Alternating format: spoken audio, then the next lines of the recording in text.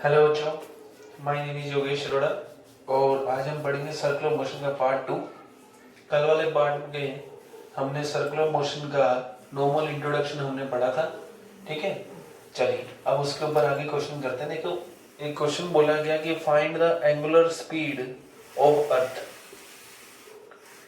Find the angular speed of earth.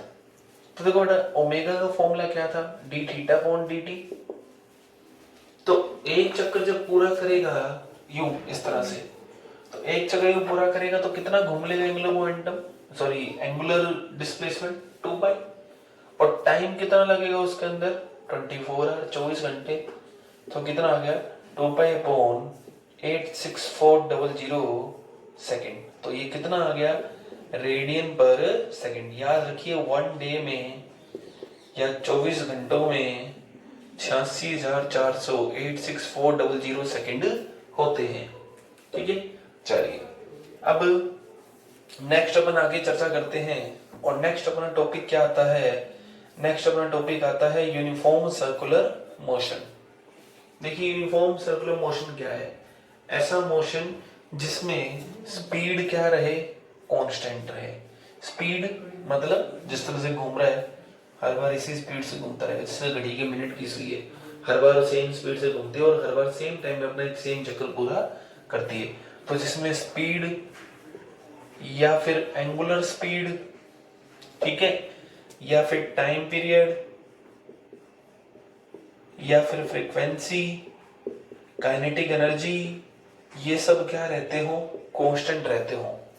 ठीक है, इसे हम क्या बोलते हैं? यूनिफॉर्म सर्कुलर मोशन बोलते हैं। आगे चल के अपने एक वर्ड आएगा एंगुलर मोमेंटम। तो अभी के लिए तो आप एक वर्ड ही याद रख लो सिर्फ एज ए, वरना रोटेशन के अंदर आएगा अपना एंगुलर मोमेंटम। ये भी क्या रहता है? कांस्टेंट रहता है। ठीक है, क्या चीज बदलती रहती है? देखो, तो आंसर है वेलोसिटी, ये बदलती रहती है। एक्सेलरेशन, ये बदलता रहता है। ये क्या होते हैं? वेरिएबल होते हैं। ऐसा क्यों होता है? सुनिए, देखो, सर्कुलर मोशन में वेलोसिटी की डायरेक्शन किसके अलोंग होती है? टेंजेंट पॉइंट के अलोंग। तो सपोज करो ये यहाँ आया तो टेंजेंट इस तरफ आएगी, माना डायरेक्शन इस तरफ थी। अब ये यहाँ आया तो टेंजेंट इस तरफ आएगी, डायरेक्शन इस तरफ होगी। यहाँ आया, इस तरफ होगी डायरेक्शन, यहाँ आया, इस तरफ होगी डायरेक्शन। और वेलोसिटी के पास क्या होती है? डायरेक्शन। डायरेक्शन बदली तो वेलोसिटी भी क्या हो गई? बदलेगी। जैसे क्या, मान लो ये 2i कैप है क्योंकि इस तरफ है, फिर ये क्या बन गया? 2j कैप क्योंकि ऊपर की तरफ है, फिर ये क्या बन गया? -2i कैप, और फिर ये क्या बन गया? -2j cap. ये 2i कैप, ये -2i कैप, ये वो 2j कैप, -2j कैप। देखो, वेलोसिटी बदल रही है, आई जे माइनस आई माइनस जे, वेलोसिटी बदल रही है, लेकिन वेलोसिटी का मैग्नीट्यूड होता है स्पीड। यहाँ भी मैग्नीट्यूड 2 है, यहाँ भी 2 है, यहाँ भी 2 है और यहाँ भी 2 है, लेकिन वेलोसिटी का मैग्नीट्यूड जो है वो नहीं बदल रहा है। तो वेलोसिटी का मैग्नीट्यूड नहीं बदल रहा, ठीक है, मतलब स्पीड नहीं बदल रही। इसलिए मैंने क्या लिखा है? स्पीड क्या रहती है? कांस्टेंट रहती है। तो यूनिफॉर्म सर्कुलर मोशन ऐसा मोशन है जिसके अंदर ये चीजें तो कांस्टेंट रहती हैं। इस चीज को ध्यान रखें, कई बार पूछा जा चुका है। और ये चीजें क्या रहती हैं? वेरिएबल रहती है। ठीक है, अच्छा, और एक बात, यूनिफॉर्म सर्कुलर मोशन के अंदर अल्फा मतलब एंगुलर एक्सेलरेशन, ये क्या होता है? 0 होता है। क्यों? क्योंकि अल्फा होता है D omega upon D T. अब जब ओमेगा ही कांस्टेंट है तो कांस्टेंट का डिफरेंशिएशन कितना होता है? 0। इसलिए ये अल्फा जो होता है वो 0 होता है। चलिए, अब ये देखो, जब वेलोसिटी बदल रही है बार बार, तो वेलोसिटी की डायरेक्शन के कारण, due to change in direction of velocity, velocity की डायरेक्शन बदलने के कारण, ठीक है, due to change in direction of velocity, velocity की डायरेक्शन बदलने के कारण जो है एन एक्सेलरेशन, एक एक्सेलरेशन बन जाता है, एक एक्सेलरेशन बन जाता है। ठीक है, जिसकी डायरेक्शन किस तरफ होती है? जिसकी डायरेक्शन होती है सेंटर की तरफ, टुवर्ड्स द सेंटर। तो वेलोसिटी की डायरेक्शन बदलने के कारण एक एक्सेलरेशन बन जाता है, और इस एक्सेलरेशन की डायरेक्शन किस तरफ होती है, सेंटर की तरफ। और इस एक्सेलरेशन को आप कहते क्या हो, this acceleration is known as, इस एक्सेलरेशन को हम क्या कहते हैं, इस एक्सेलरेशन को कहते हैं सेंट्रीपिटल एक्सेलरेशन। ठीक है, इस एक्सेलरेशन को हम कहते हैं सेंट्रीपिटल एक्सेलरेशन कहते हैं। फिर से समझ लीजिए, देखो यूनिफॉर्म सर्कुलर मोशन ऐसा मोशन है जिसकी चीज कांस्टेंट है, ये चीज वेरिएबल है, अल्फा 0 रहता है। अब जब बार बार वेलोसिटी की डायरेक्शन बदल रही है, तो वेलोसिटी की डायरेक्शन बदलने के कारण एक एक्सेलरेशन बनता है। ये एक्सेलरेशन किस तरफ होता है, सेंटर की तरफ होता है, इसलिए इसका नाम क्या रखा गया है, सेंट्रीपिटल एक्सेलरेशन रखा गया है। ठीक है, कई लोग इसे रेडियल एक्सेलरेशन कहते हैं, रेडियल मतलब रेडियस के अलोंग। ठीक है, अच्छा क्या फॉर्मूला होता है, तो AC, ठीक है, सेंट्रीपिटल एक्सेलरेशन, सेंट्रीपिटल एक्सेलरेशन क्या फॉर्मूला होता है, v²/r। क्या फॉर्मूला है इसका, v²/r। v यहाँ स्पीड है ना, ठीक है, आज को यहाँ स्क्वायर हो गया, या फिर v को मैं ओमेगा लिख दूं, तो ओमेगा r का स्क्वायर/r, तो ओमेगा स्क्वायर r स्क्वायर, एक r कट गया, तो क्या फॉर्मूला आएगा, फॉर्मूला आएगा ω²r। क्या मैं ऐसा लिख सकता हूँ, है ना, इसको v बराबर ओमेगा लिख दिया मैंने, r से r कट गया, तो मैं ये भी लिख सकता हूँ v इंटू ओमेगा। तो सेंट्रीपिटल एक्सेलरेशन फॉर्मूला क्या हो गया, AC बराबर v²/r। और सेंट्रीपिटल एक्सेलरेशन के कारण एक सेंट्रीपिटल फोर्स भी बन जाता है, जिसका फॉर्मूला होता है m इंटू AC। क्या फॉर्मूला हो गया, mv²/r। इसकी डायरेक्शन किस तरफ होगी, सेंटर की तरफ होगी। ठीक है, इसका मतलब यूनिफॉर्म सर्कुलर मोशन में वेलोसिटी चेंज होती है, और वेलोसिटी चेंज के कारण एक एक्सेलरेशन बनता है, जिसकी डायरेक्शन किस तरफ होती है, सेंटर की तरफ होती है। अब देखिए मैंने आपको ये बोला कि एक्सेलरेशन भी चेंज होता है, तो वो क्या होता है, इस पर चर्चा करते हैं। देखो मान लो कि पार्टिकल यहाँ है, तो एक्सेलरेशन इस तरफ है, सपोज करो एक्सेलरेशन 4 है, तो इस तरफ -4 आई क्या। फिर पार्टिकल यहाँ आया, तो एक्सेलरेशन इस तरफ हो गया, क्योंकि टुवर्ड्स द सेंटर रहेगा ना, तो -4 जे कैप हो गया, नीचे की तरफ जे कैप होता है। फिर पार्टिकल यहाँ आया, तो यहाँ हो गया इस तरफ, फिर ये कितना हो गया, प्लस का 4i कैप हो गया। फिर पार्टिकल यहाँ आया, तो ऊपर की तरफ हो गया, तो यहाँ कितना हो गया, प्लस का 4j कैप। समझ रहे हो, बार बार एक्सेलरेशन बदल रहा है डायरेक्शन के कारण, इसीलिए यूनिफॉर्म सर्कुलर मोशन में एक्सेलरेशन भी क्या रहता है, वेरिएबल रहता है। अच्छा, एक चीज और अपनी छोटी सी रह गई कि लीनियर मोमेंटम भी बदलता रहता है। लीनियर मोमेंटम का फॉर्मूला क्या होता है, P बराबर m इंटू वी। तो इसलिए हम क्या कहेंगे, क्योंकि v बदल रहा है इसलिए P भी क्या होगा, बदलेगा। तो आपको क्या याद रखना है कि P बदलेगा तो क्या रहेगा, चेंजिंग। ये भी वेरिएबल होता है, वेरिएबल लेते हैं। ठीक है, ये भी कैसी क्वांटिटी है, वेरिएबल क्वांटिटी है। अब इसके ऊपर क्वेश्चन कैसा आता है वो पढ़ते हैं। आइए देखिए क्या है क्वेश्चन, कैसा है क्वेश्चन, सुने। देखिए इसके ऊपर क्वेश्चन आता है, जैसे मान लो बोला गया कि एक पार्टिकल 60 साइकिल पर सेकंड से चल रहा है, 60 साइकिल पर सेकंड से चल रहा है, रेडियस कितनी है, 2 मीटर है। कह रहा है फाइंड करो क्या, एक्सेलरेशन ऑफ द पार्टिकल, या सेंट्रीपिटल बोल देगा।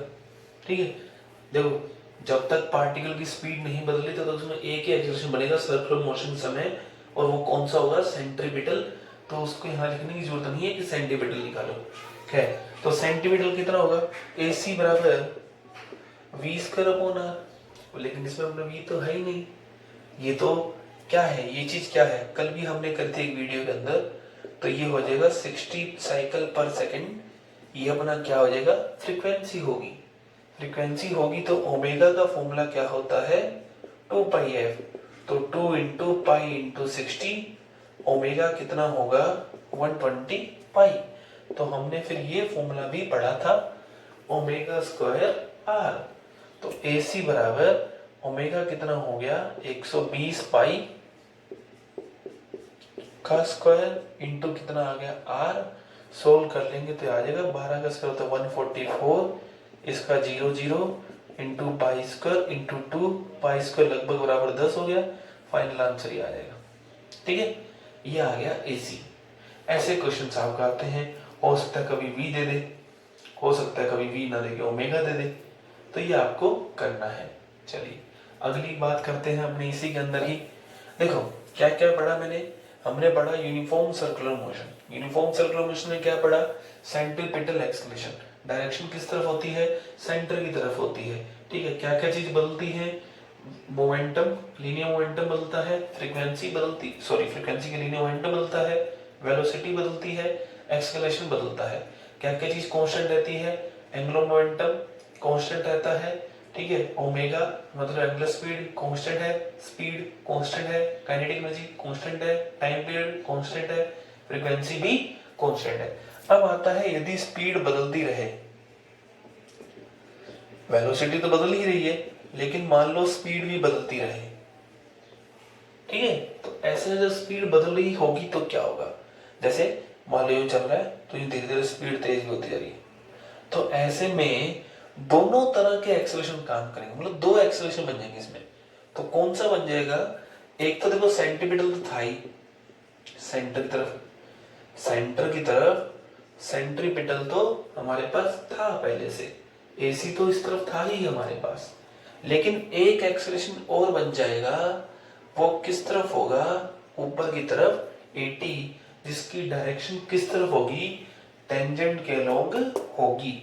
फिर से सुन लीजिए, यदि स्पीड बदल जाए तो एक एक्सेलरेशन और बन जाएगा 80, और इस 80 को हम क्या कहेंगे, टेंजेंशियल एक्सेलरेशन कहेंगे। और डायरेक्शन किस तरफ होगी, टेंजेंट के अलोंग होगी। क्या फॉर्मूला होगा 80 का, 80 का फॉर्मूला होगा dv/dt। बस समझाऊंगा अभी मैं इसके ऊपर कैसे क्वेश्चन आपको करना है। सुनिए, dv/dt, और AC तो अपना v²/r है ही। तो ऐसे में बेटा नेट एक्सेलरेशन कितना आएगा, नेट एक्सेलरेशन, तो देखो बेटा ऐसे में हमारे पास दो एक्सेलरेशन हो गए, एक हो गया AC और एक हो गया AT। ठीक है, एक हो गया AC और एक हो गया AT। ठीक, तो दोनों का रिजल्टेंट कहाँ आएगा, दोनों के बीच में आएगा। दोनों का रिजल्टेंट कहाँ आएगा, दोनों के बीच में आएगा। ठीक, कितना आएगा, A बराबर √a² plus b² plus 2ab cos theta, याद है आपको, थीटा कितना है भाई, 90 डिग्री। तो ऐसे में क्या आएगा, AC² plus AT², AC into AT cos 90, cos 90 कितना होता है 0, तो ये हट जाएगा। तो अपने पास आएगा √AC² प्लस AT का स्क्वायर। अच्छा, नेट एक्सेलरेशन की डायरेक्शन किस तरह आएगी, मान लीजिए ये एंगल आएगा, इसने बीटा बोलता हूँ, अल्फा नहीं बोला क्योंकि पहले हमने अल्फा ले चुका। तो ये 80 है तो बेटा ये भी 80 होगा ना यार, ये 80 ये भी 80। तो ऐसे में बेटा 10 बीटा कितना आएगा, 10 बीटा आएगा बेटा 80 अपॉन AC, 80 अपॉन AC, ये आएगा 10 बीटा। चलो ये भी अच्छी बात है, 10 बीटा भी आ गया।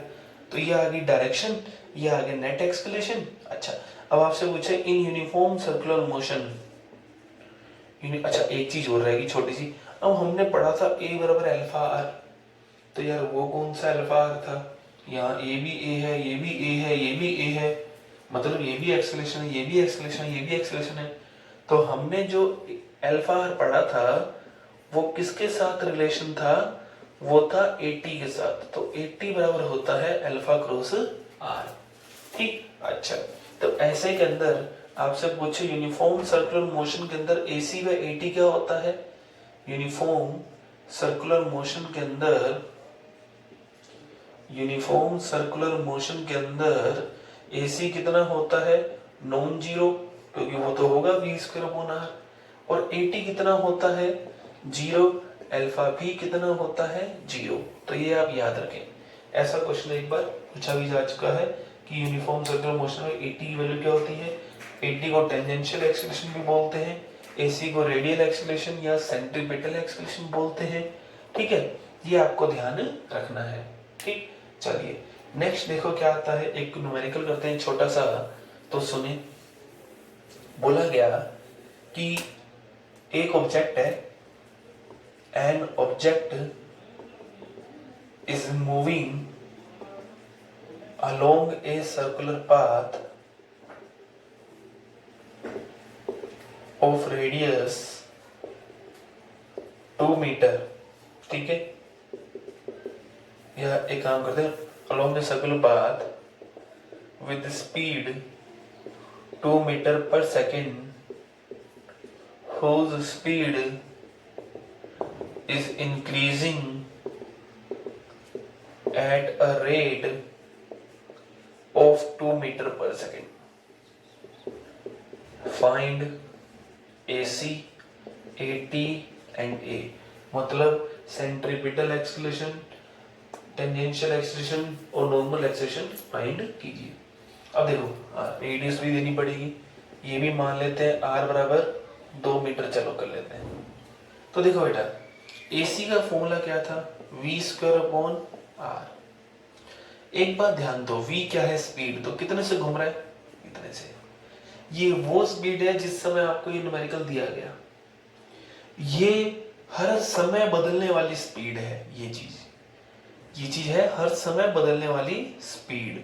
तो v²/r, तो 2 का स्क्वायर अपॉन r भी कितना है 2, तो ये तो आगे 2 मीटर पर सेकंड स्क्वायर। अब 80 की बात करें तो 80 था क्या, 80 तो dv/dt था ना। dv/dt क्या था, rate of change of speed, कि स्पीड किस हिसाब से चेंज हो रही है, यही था ना rate of change of speed. Speed किस हिसाब से चेंज हो रही है, कि बढ़ रही है कितने, किस रेट पर, मतलब पर सेकंड कितना बढ़ रही है, इतना बढ़ रही है, तो यही तो 80 है। फिर से देखो 80 क्या था, dv/dt, एक सेकंड कितनी स्पीड बढ़ रही है घट रही है, वो था 80।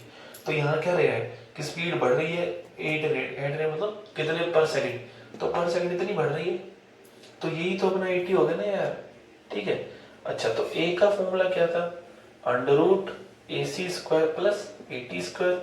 तो A बराबर 2 का स्क्वायर प्लस ये भी 2 है, कितना आ जाएगा 2√2 मीटर पर सेकंड स्क्वायर।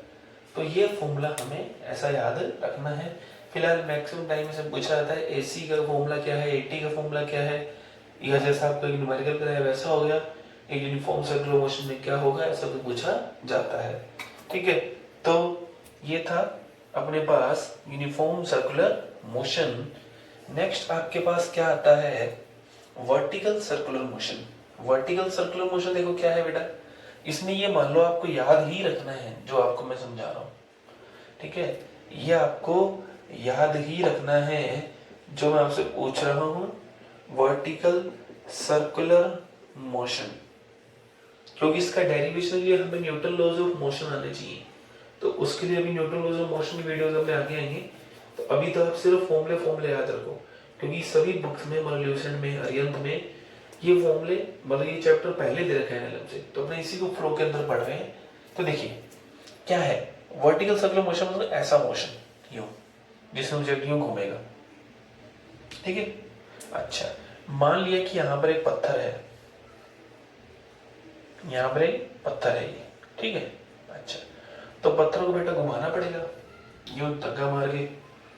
देखो पहले वाले क्वेश्चन में क्या था कि अपने पास टोटल एनर्जी मतलब काइनेटिक एनर्जी कांस्टेंट थी, यहाँ कांस्टेंट नहीं है। क्यों, क्योंकि जैसे जैसे ऊपर जाएगा स्पीड क्या होगी, कम होती जाएगी। तो काइनेटिक एनर्जी वेरिएबल है, पोटेंशियल एनर्जी भी वेरिएबल है, काइनेटिक एनर्जी भी वेरिएबल है, पोटेंशियल एनर्जी भी वेरिएबल है, लेकिन टोटल एनर्जी मतलब दोनों का टोटल ये क्या रहेगा, कांस्टेंट रहेगा।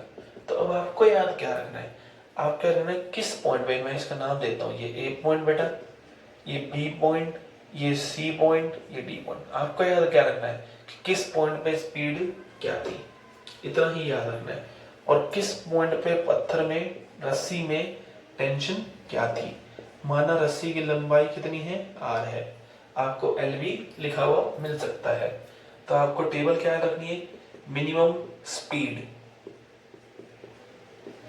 ठीक है, मिनिमम स्पीड, ठीक, और मिनिमम टेंशन किस पॉइंट पर, पहले ए पर। तो ए पर कितनी होगी, √5rg। ए पर कितनी है, √5rg। टेंशन कितनी है, 6mg। बी पर कितनी है, √3rg। टेंशन कितनी है, 3mg। सी पर कितनी है, √rg। टेंशन कितनी है, 0। डी पर कितनी है, √3rg। देखो ध्यान से, बी और डी एक जैसे पॉइंट है, दो तो आपकी यहीं खत्म हो गई याद करने की टेंशन। और ये कितना है, 3mg। ये टेबल आपको याद रखनी है। क्वेश्चन कैसे पूछेगा, आर दे देगा, एम दे देगा, कहेगा टेंशन निकाल दो, बस। किस पॉइंट पे, लोवेस्ट पॉइंट पे। तो ये लोवेस्ट पॉइंट है, ये कौन सा पॉइंट है, अपर पॉइंट है। ये कौन सा पॉइंट है, लोवेस्ट पॉइंट है, ठीक है। ऐसे क्वेश्चन आपको वो देगा। तो कहेगा मैक्सिमम स्पीड निकालो, मिनिमम स्पीड निकालो, कहेगा ए पॉइंट पे कितनी स्पीड होगी, पत्थर पूरा अपना राउंड कर जाए, तो आंसर आ जाएगा √5rg, ठीक। रस्सी में टेंशन क्या है, 6mg। टेंशन मिनिमम कहाँ होगी, तो आंसर सी पॉइंट पर होगी। मैक्सिमम कहाँ होगी, ए पॉइंट पर होगी। यही आपको याद रखना है।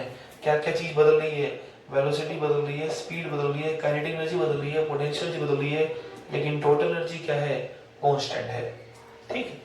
अच्छा जी, एक इसके ऊपर क्वेश्चन क्या आता है, देखो क्या क्वेश्चन आता है।